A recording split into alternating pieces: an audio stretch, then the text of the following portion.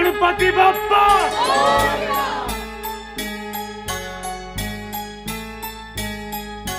लंबोदराय विघ्नेश्वराय गौरीसुताय करुणाकराय धूम्रवर्ण एकदंत गणनायकाय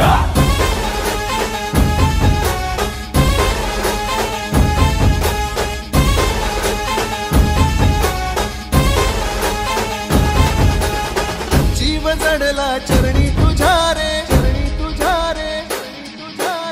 शरण आलो बाप्पा तुला रे जीव जडला चरणी तुझ्या